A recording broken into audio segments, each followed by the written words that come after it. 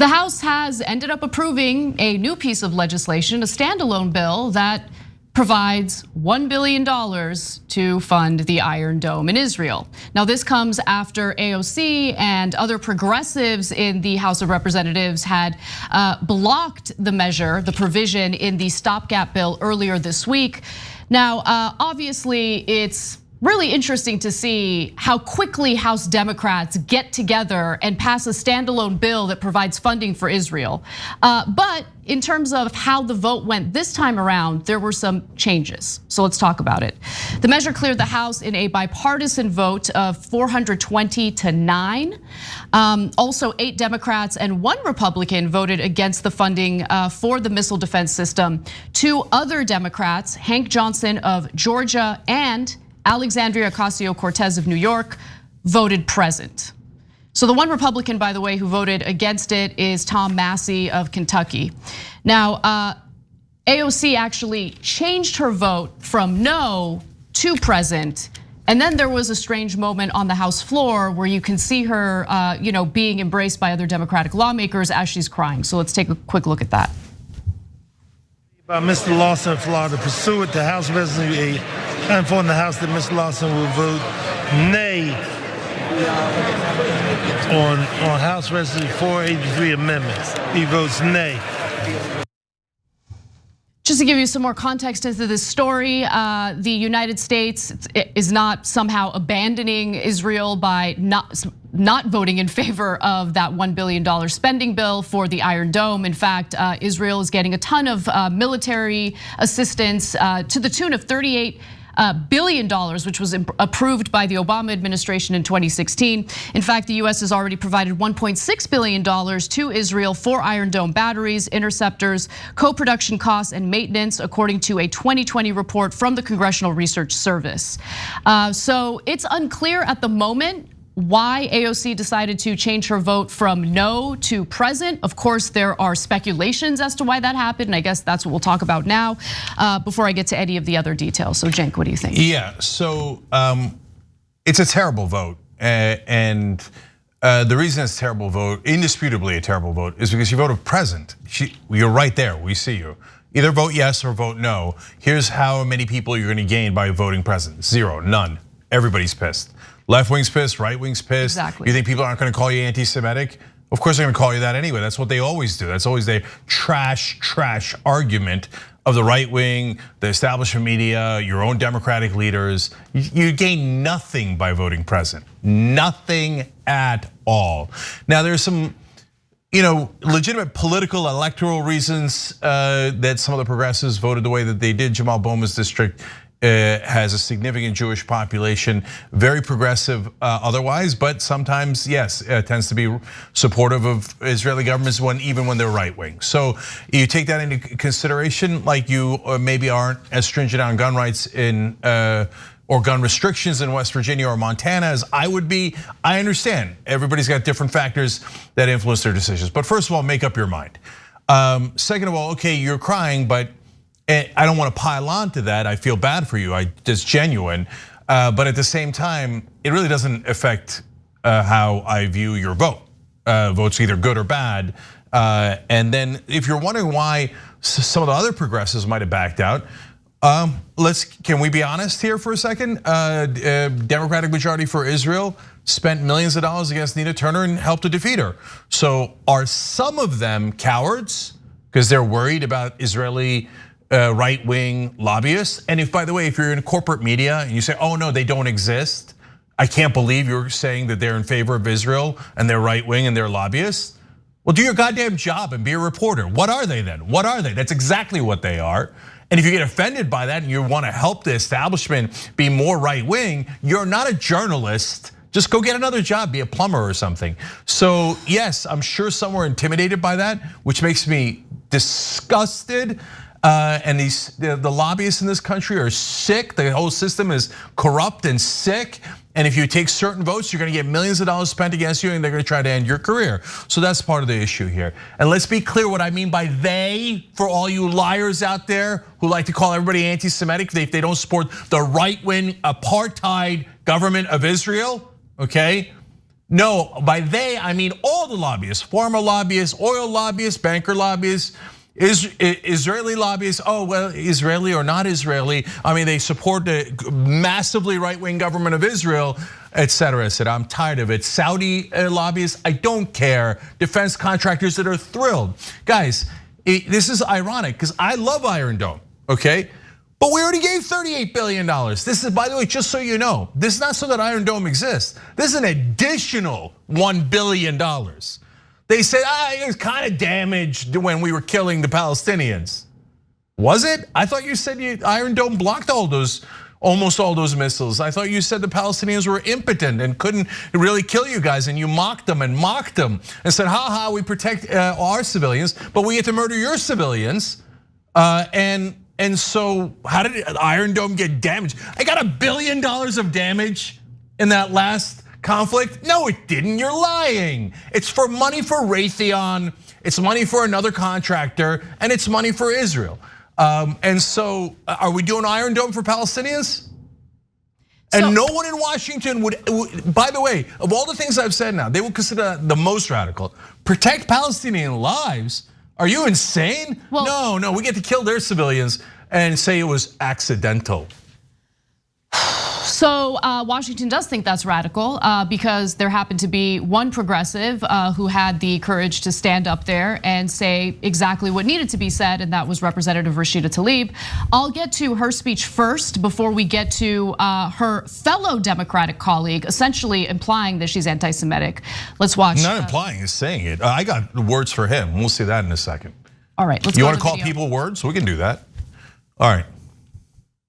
We cannot be talking only about Israelis' need for safety at a time when Palestinians are living under a violent apartheid system and are dying from what Human Rights Watch has said are war crimes. We should also be talking about Palestinian need for security from Israeli attacks. We must be consistent in our commitment to human life, period. Everyone deserves to be safe there.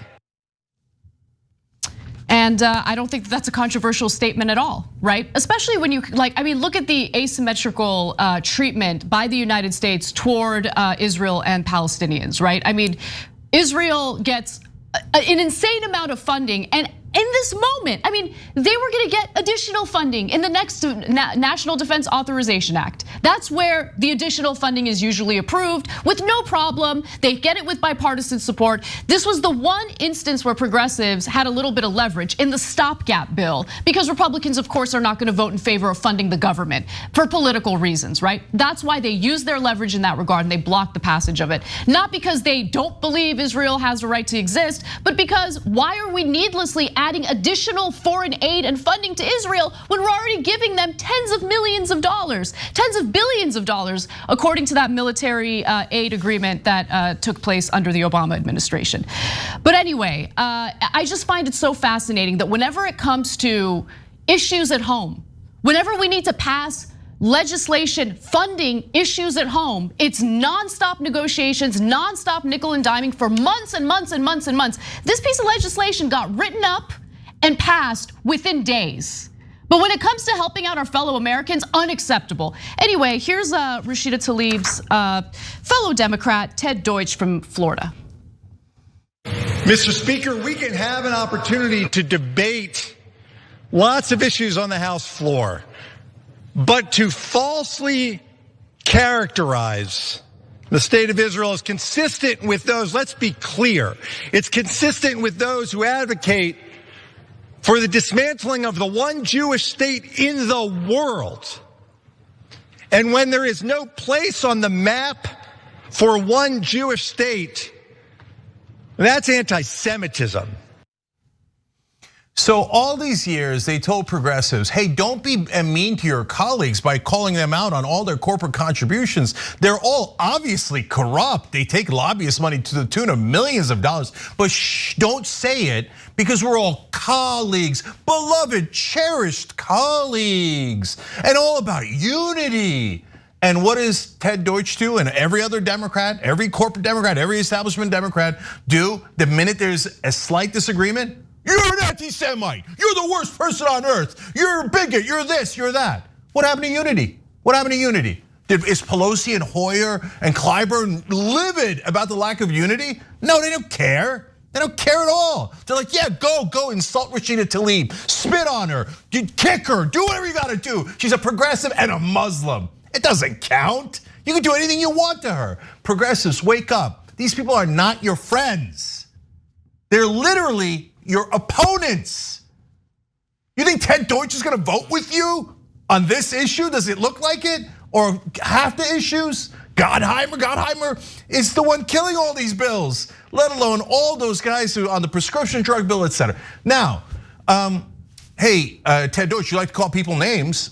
Well, why don't we give Iron Dome to the Palestinians? Why? I guess you hate Muslims.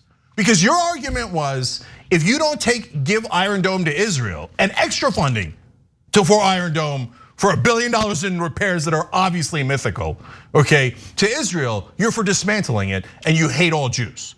So if you don't give Iron Dome to the Palestinians, by definition, according to your own argument, you hate Muslims and Christians who live there. You hate Palestinians. You're a bigot and a racist, Ted Deutsch. You are a bigot and a racist. And by the way, that's actually real. You think Ted Deutsch thinks that we should treat Muslims the same way we treat Jews or Christians? Of course not. Of course not. And he says, can you believe the one democracy, beloved, cherished Israel in the Middle East? And they only have nuclear weapons and the biggest military that's ever been built, the United States behind them, and billions upon billions of dollars. And they kill civilians over and over, and they've continued an apartheid state for over 50 years and crushed the dignity and the respect and the humanity and the rights of all those Palestinians. But if you dare oppose it 1%, you're an anti-Semite. My ass, we're not gonna take it anymore. Ted Deutsch, you hate Muslims, it's super obvious, you don't want them to have the same rights, and you're a goddamn bigot. Okay, are we even now? It's just incredibly frustrating. And yeah, the vote from AOC was pick a side. The half measures don't work. No one's happy with the half measures. I mean, you have case study after case study of Democrats carrying out half measures. So if you're worried about your district, then vote yes on the funding. I mean, there's a reason why she's getting a lot more heat right now than Jamal Bowman is. You know what? Somebody wrote in our YouTube super chat with an excellent point. Moon Dragon said, how about $1 billion for Haitians? Exactly, I mean, it's such a great point. So Israel is a wealthy country and we're giving them $1 billion for repairs, okay? And the Haitians, we say, go back to your goddamn country. Live in squalor, after the earthquake, after all the natural disasters, after the assassination of your president, after economic havoc, which by the way, we in America started in the first place. Haitians, if you said let's give them $1, people would take your head off in Washington. But an extra $1 billion for Israel for a problem that doesn't actually exist. So the defense contractors can get rich, and the Israeli right-wing government can get rich. It's disgusting. And yes, it's racist and bigoted. They would never do it for Haitians. They would never ever do it for Haitians or Palestinians or anyone who's brown, and you know it. Thanks for watching The Young Turks, really appreciate it. Another way to show support is through YouTube memberships. You'll get to interact with us more. There's live chat emojis, badges. You've got emojis of me, Anna, John, JR. So those are super fun. But you also get playback of our exclusive member-only shows and specials right after they air. So all of that, all you gotta do is click that join button right underneath the video. Thank you.